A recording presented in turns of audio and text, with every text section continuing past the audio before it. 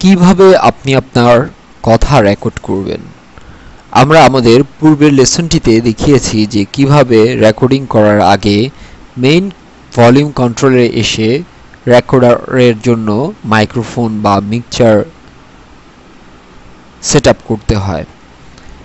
এখন মূলত আপনি যদি আপনার ভয়েস রেকর্ড করতে চান তাহলে অবশ্যই আপনাকে বাই ডিফল্ট যেই রেকর্ডিং সফটওয়্যারটি রয়েছে সেই রেকর্ডিং সফটওয়্যারটি এন্টারটেইনমেন্ট আন্ডারে সাউন্ড রেকর্ডার আমরা দেখতে পাচ্ছি, এই রেকর্ডিং সফটওয়্যারটি ব্যবহার করতে পারেন। অথবা কুল এডিট প্রো নামে আরও একটি সফটওয়্যার রয়েছে, এই সফটওয়্যারটিকেও আপনারা ব্যবহার করতে পারেন। আপনাদের যে কম্পেনিয়ন ডিস্ক বা বোনাস ডিস্ক তার সাথে আমরা এই ধরনের বেশ কিছু সফটওয়্যার অ্যাড করে দিয়েছি, যা ব্যবহার করে আপনি এ ধরনের আপনার ভয়েস রেকর্ড করতে পারবেন।